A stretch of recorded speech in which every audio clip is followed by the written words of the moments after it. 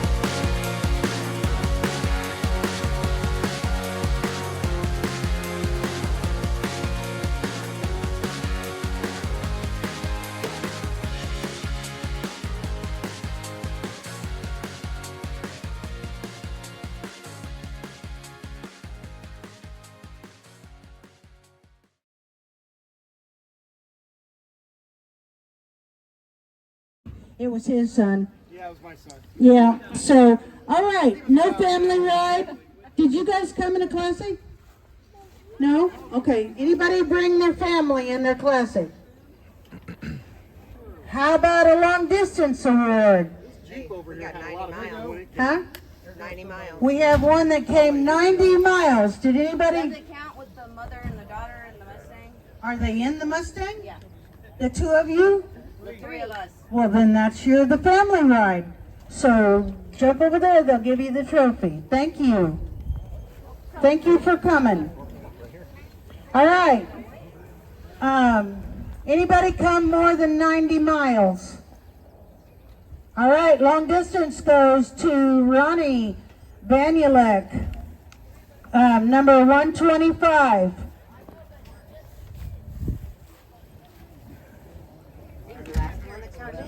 Yeah. Look here, this is in case it breaks on the way home. All right.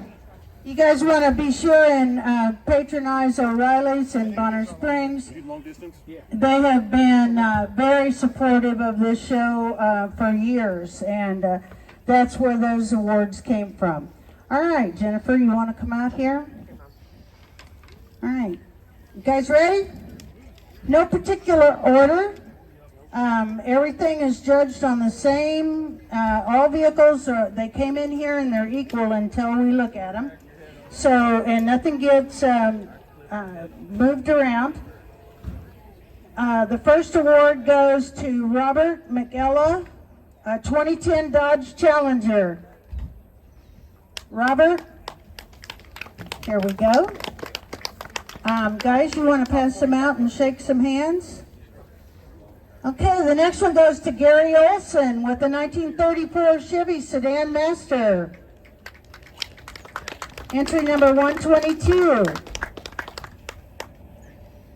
Harry Brown, number 17, 1965 Ford Thunderbird.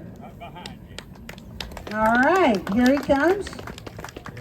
If you notice this year we have handmade trophies. We decided we wanted to try our hand at it, so we hope you like them. The next one goes to Roy Wheeler with the 1970 Plymouth Duster.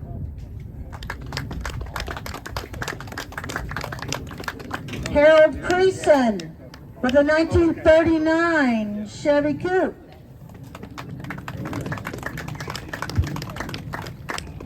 Harold doesn't look like a Harold. He's coming. He's coming. Okay, Chris Waldrop with the 1967 Chevelle SS.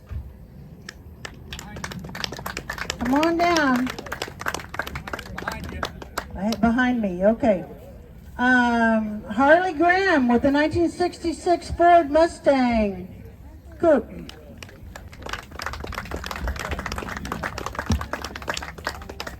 Charles South with a 1955 Chevy 3100 First Series.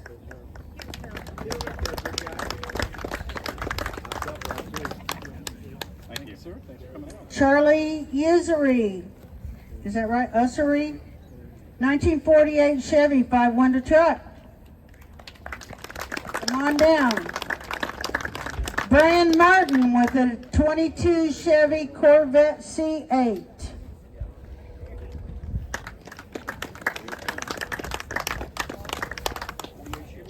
Thank you, sir. Thank you. And here's a 22 Chevy Corvette. That yours? Okay. James Rogers with a 79 Chevy Malibu. Jack Sessler, 1964 Chevy 2. Norval Green with a 68 Chevy Chevelle. I know that is.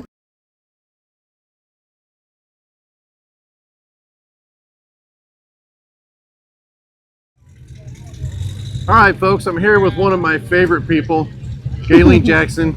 She is the president of our truck club, and we have hosted this car show for how many years? Oh, probably 21 or 2. 21 years. Something like that. And this is the 51st? 51st annual. 51st. So You know way more about this show than I do. Can you tell us a little bit about it? Well, I know that it was started in 1973 by a group called the Midwest Street Riders Association back in the 70s, and it's been going strong ever since. It's been moved around several times, but we've been here at the Ag Hall for the last about 15 years, I'd say. And it's a really great place for us. There's lots of shade and a pond and grass to walk on. Really nice venue, folks. If you're here in the Kansas City area, this is a really nice show. This is a show and shine at the Ag Hall of Fame in Bonner Springs. So hopefully we'll see you all next year. And thank you. All right, so folks, we're all wrapped up here. We're all ready to go. We're all cleaned up from the show and shine. I've got Steve here from Mongo's Garage, and I'm going to let him talk a little bit about his business. If you guys are into this kind of thing, and you know, if you're watching my channel, you're into this kind of stuff, you need to check out Mongo's Garage. Thanks, man. Yeah. Well, so I'm Mongo. From Mongo's Garage. I sell antique Chevy truck parts, 72 and older Chevy and GMC is all I deal with in my salvage yard. I've kind of got three tiers of my business. I sell parts, I build art, and then I do rentals. So primarily I started out wanting to do parts, and when I had stuff that wasn't good enough to sell, that guys, if my rat rod guys wouldn't look at it, I built art out of it. And so, and primarily I started with doing tires and making tire mirrors out of old tires was my kind of start to art. That and old truck doors that we paint, you know, paint whatever you want on an old truck door to hang on the wall for bars, restaurants. I've got stuff going on tour with a band this summer. Thanks, that guy's name? The band. The guy that's going on tour. Oh, Co Wetzel. Oh, Co Wetzel. I got to have two pieces I just finished for Co Wetzel, and they're going to go on tour with him this fall, and they're going to go to Europe in, I think, October or November. Wow. They'll go with him to Europe. So they're the Co Wetzel's Riot Room is his bar down there in Texas. You know, I think this is his some mobile. of the favorite stuff I've seen from you is the bed frames. Yeah. I really like those. Yeah, I've had, typically with my art stuff, a customer reaches out and says, hey, I'd like this, or I've seen you do this and I want to do that. So I do a lot of wall hangers that are just the noses old trucks. And really, I don't actually cut the front off an old truck. I actually take fenders and a hood and grills, and I put together a front end from junk parts that aren't usable. I sell tons of those. I've done beds out of trucks. I do tons of bars. I've done, I just finished up a really nice international, like late 40s, early 50s international truck bed bar for a customer who's a big international guy down in Texas. So let's see, what else? Well, my rentals, I rent whole trucks out and art pieces out for people that are doing weddings or photo shoots or stuff like that. Grocery stores, a lot of times, if you see an old truck in the Kansas City area out in front of a grocery store, odds are they rented it from me. So I do that so they can put fruit and stuff in them and vegetables when it's harvest time. And so I do a bunch of that. Yeah, nice. So I'm pretty much just crazy about the old trucks. I've had a ton of them. He's like us. He's into the old iron, and he's into the right generation of old iron, just like all of us, just like myself and most of you all that watch my channel, including you, their cousin Waylon, clear out in Washington. So the good thing about Steve is this stuff is not going to scrap. This stuff is being repurposed in any way it can. So folks, I'm going to close this video out with that. And Steve, thanks very much. And let me put one little pin on that. Go ahead. As far as stuff going to scrap, I scrap very little stuff. And part of the thing about, guys will give me grief sometimes about you're cutting up good stuff to make art, and I never cut anything good to make art. It's only as good as what somebody's going to want. Exactly. So that's the good thing about the art side of it for me. When I started doing that, I found myself able to buy trucks that normally nobody was buying, nobody wanted because they were so rough and so bad. I'd go look at them and I'd be like, well, there's a carburetor, a starter, and a generator there, and the rest is junk. Well, where I wouldn't normally buy a truck like that, I would buy those trucks because, well, then I got a nice door I can make an art piece out of, or a grill. So the art has allowed me to buy a lot of trucks and get some trucks that I can still pull some good parts that guys need out of them. Some of the trucks I cut, like if I'm going to do a wall hanger out of like the back of a truck cab or a bar or something, even though I cut up a junk truck cab, I cut out cab corners. I've cut a ton of 5-window cabs up that were just, the whole bottom of them was gone, but the 5 windows were really nice in them. So I'll take those 5-window pieces out and sell them to guys that want to make their 3-window truck a 5 windows. So that works out good. Firewall patches, stuff that they don't, oddly enough, they make patches for everything, but sometimes you got a hole in your firewall and they sell a whole firewall. Well, you don't need the whole firewall. You just need a little part like around the heater or something. So that's good. I keep all those parts. I got a whole row of those cab pieces that I use for guys that need patch panels. Sure. So it works out really good. My YouTube is Mongo's Garage. And we will put a link in the screen there. So we'll probably put it, I think, right here. We'll put his link. Please go look and see what he does, folks, because he does basically the same stuff that we do. He is into the old iron just like we are. As you can see, we're probably getting ready to get rained on. So we're going to get out of here. And everybody, that's it from the show and shine. Thank you for watching.